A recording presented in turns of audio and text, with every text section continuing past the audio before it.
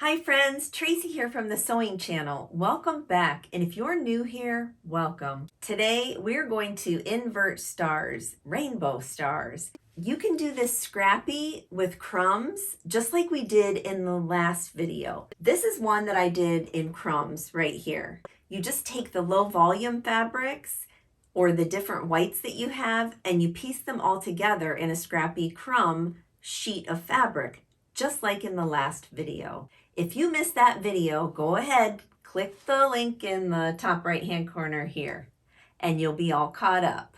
Today we're going to just focus on this block and this block. I don't know about you, but I am absolutely loving these scrappy rainbow stars. Enough talking already. Let's get busy making our scrappy inverted rainbow star. Stars. Oh my word. You will need 16 4.5-inch squared pieces of low volume fabric, all different prints, and 16 4.5-inch squared colored fabric. You'll need 2 different prints of purple, 2 different prints of blue, 2 different of turquoise, 2 different of green, 2 different of pink, 2 different of red, 2 different of yellow, and 2 different of orange, totaling 16. This will give us 2 nice size blocks. Randomly choose 8 of your low volume different prints and place them in 2s with right sides together, just like you see me doing here. To help me make sure that I do indeed get a 1/4 inch when I take this to the sewing machine, I have this nice little 1/2 inch ruler that I'm going to line up point to point with that middle line, and then I'm going to take a pencil, and on each side of this ruler I'm going to make a mark. That mark is what I'm going to sew on. Now you don't have to use this method that I'm using today. If you already have a good system to make your 1/4 inch seam allowances, you go right ahead and do that. This just helps me. The main thing that you have to remember is just be consistent with your entire 1/4 inch seam on all of your seams. That makes a big difference. Now let's put our color squares together. We're going to put right sides together with the pink and the red, then right sides together with the blue and the purple, the green and the turquoise, right sides together. Next, the yellow and the orange, right sides together.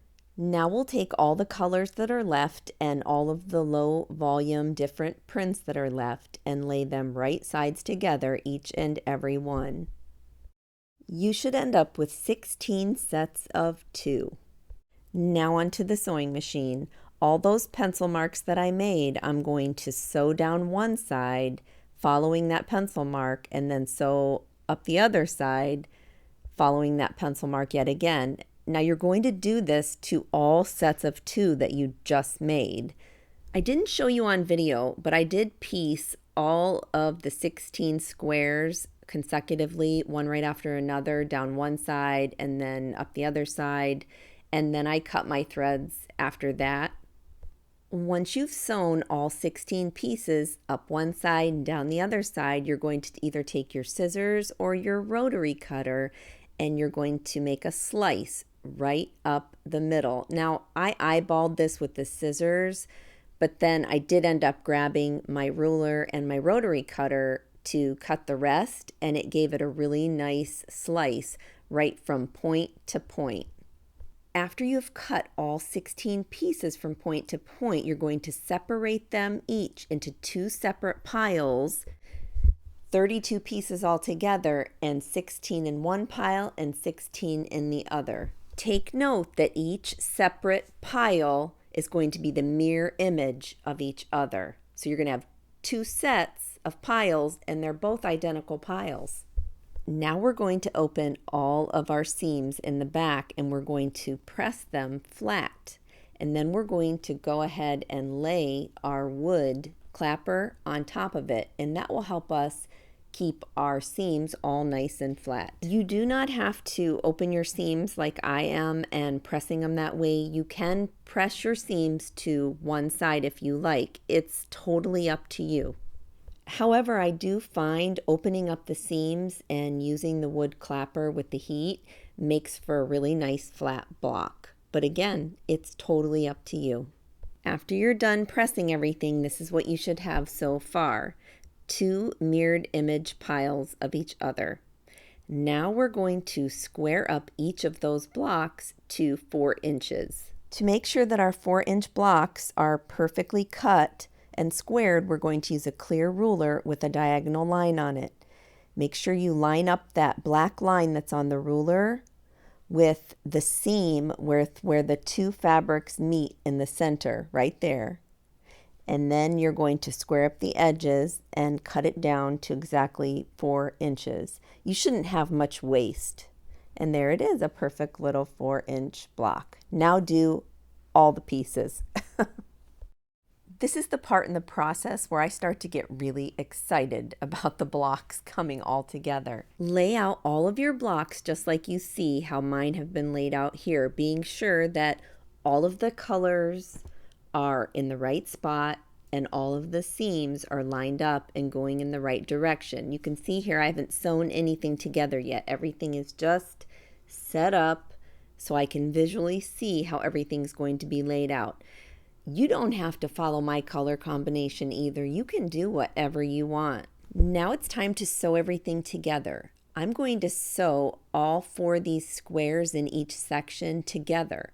First, I'm going to start with the yellow and orange part up top here.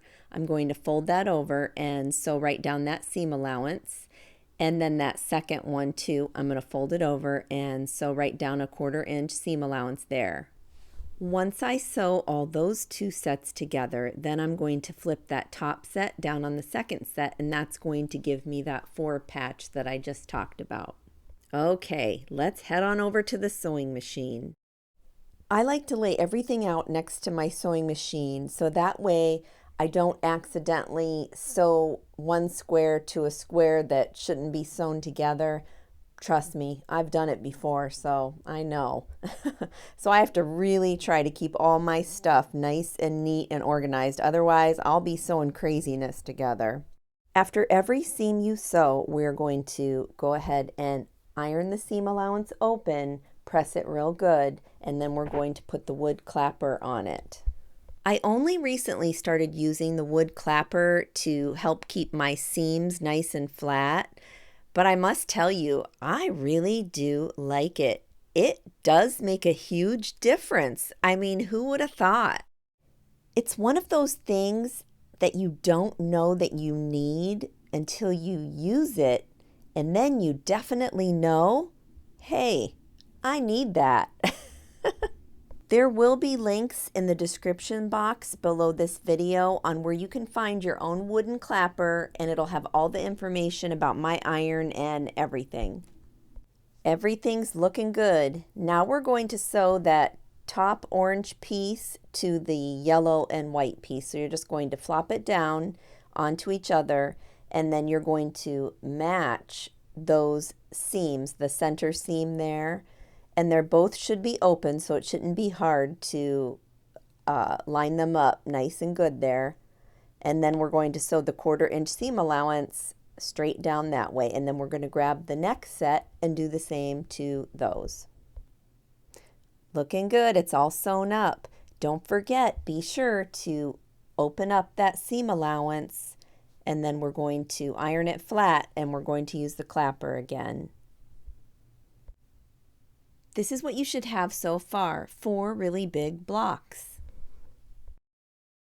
Next, we're going to take those 2 top pieces, the yellow and the orange and the red and the pink, flop them together, and then we're going to sew a 1/4 inch seam allowance right down the side there. After that, take the 2 bottom pieces, flop those together, and sew right down the side on those 2.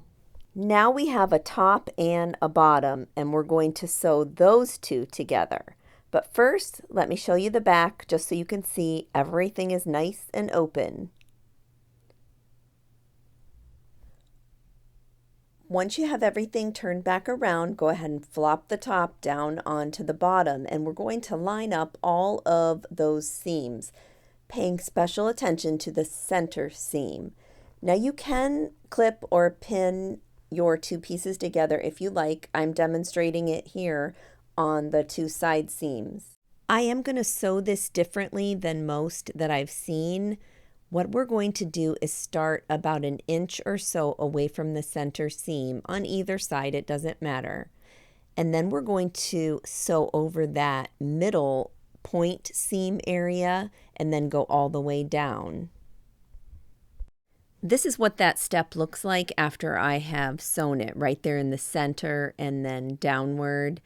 I'm going to open it up here and show you. See, that's what's left. About a block and a half or so is left. But check out that center point seam. I mean, it's absolutely dead on perfect. I mean, why would you sew it any other way? I don't know. But it works for me, so, and it will work for you. Now I'm going to go ahead and finish sewing up the rest of that seam at a 1/4 inch, and everything ends up turning out perfectly. I love it when a plan ends up coming together. The next step, don't forget, open that seam allowance, give it a good hot press, and then we're going to put that wooden clapper right down on that seam to make it nice and flat. Now, if you did both of your sets together, then you will end up with two absolutely gorgeous blocks. And here they are in all their glory. I just love these stars. I never liked stars before on quilts. I'm with a lot of you that left comments on my last video, but with this rainbow and the way that it's variegated and different shades, I am just absolutely loving it. I almost have enough to make a quilt. Let me know down in the comments what you think. Until next time on the Sewing Channel, take care.